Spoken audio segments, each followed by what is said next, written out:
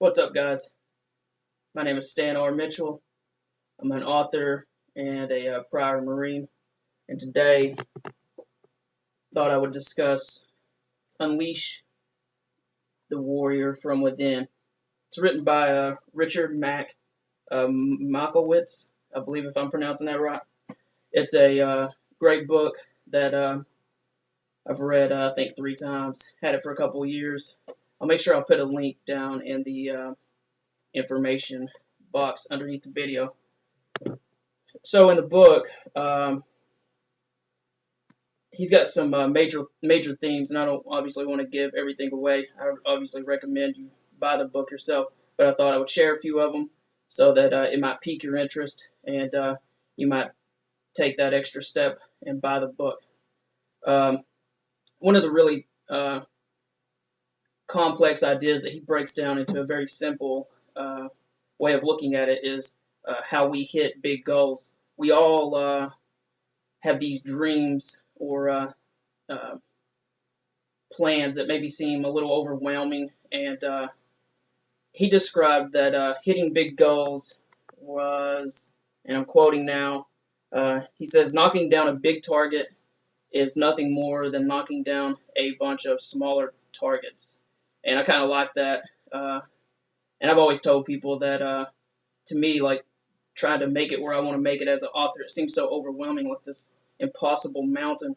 But once you decide to approach the mountain and you get to the base of it, you see that maybe there's a foothold, or maybe there's a handhold over there.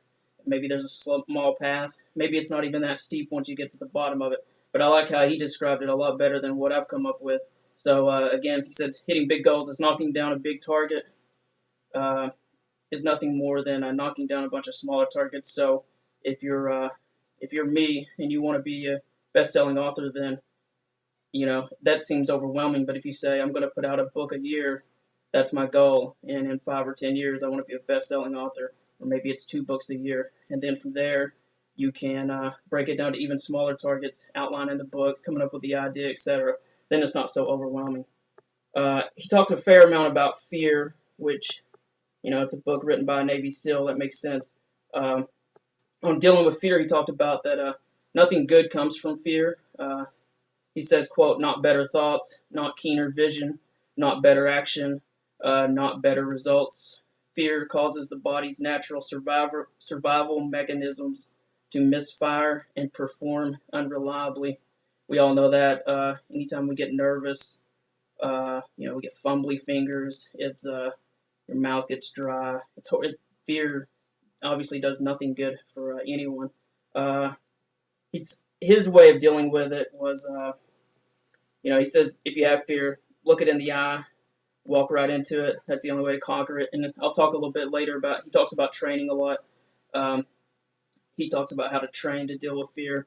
But one neat thing he said is only two things can get in the way of knocking down a target or reaching that goal. He said that's a lack of knowledge or fear. Uh, lack of knowledge, you can obviously study, train to deal with.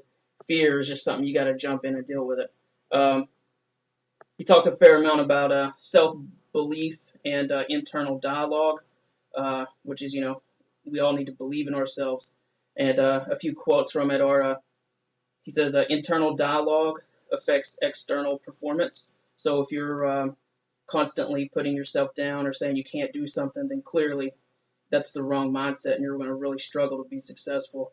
So internal dialogue affects external performance. So you need to come up with like a daily mantra or have some things that you say to yourself which help push you to the next level.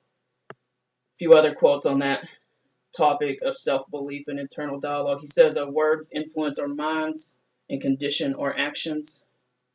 Um, that's pretty clear. I don't think I need to explain that. He talks about the quality and the quantity of your internal dialogue determines the intensity and direction of your physical movement. Obviously, that's self-explanatory, but once you come up with the daily mantra, make it even stronger. Make it be able to say it nice and firm and believe it. Um, he talked a fair amount about training. He says successful people do what unsuccessful people are unwilling to do. Um, He also said most people just don't want to train. They find ways to avoid it, condemn it, or barely get through it. And he said games are won on the practice field. All of that stuff I thought was really good stuff. He talks a lot about attitude. He says your attitude permeates your entire approach to life, and that we should demonstrate absolute enthusiasm and confidence. Uh, he said weakness of attitude becomes weakness of character. And then he talks about that self-esteem can't exist without self-discipline. Obviously, if your room's a mess or you're not doing the stuff you should be, if you're not showing up to work on time, etc., you can't have high self-esteem. It's not all just in the mental. You've got to actually put some of the stuff into practice. He also talked a bit about desire. He said that, he asked, how bad do you want it? He said, only go after that which you truly desire. Otherwise, the odds are good that you won't have the energy it takes to see it through to the end, because nothing is ever as easy as it looks. I've certainly learned that in life. A few other things he talked about. One of them was visualization. He said, the more clearly I visualize the results, the closer it is to being accomplished.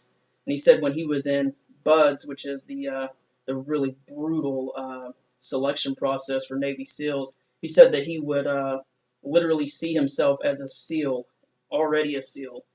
He would imagine himself in a dive suit and combat gear. Even though he'd never done some of that stuff, he already saw it so that he could get through the pure torture of trying to get through BUDS school.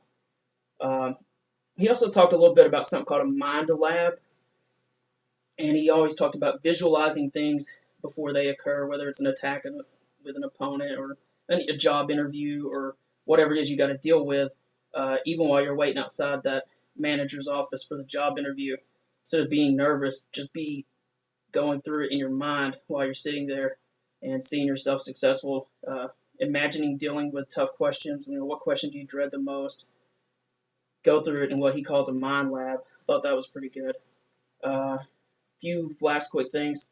He talks about attention, how that we're always too distracted in life. We've got a million things going on, from Facebook, emails, texts, watching TV, etc. And he talks about attention, and one of the things he described is he was a sniper, and he would talk about that as he was sighting in or during training or obviously in combat, that he would try to bring everything in to his own bubble, what he called a bubble, and then he would only imagine the only thing that mattered was the small bubble around him of just a few feet. He would concentrate on his breathing, the things happening immediately around him, and that would help him hone his mind in into what he needed to do, and then he would be focused on just that shot.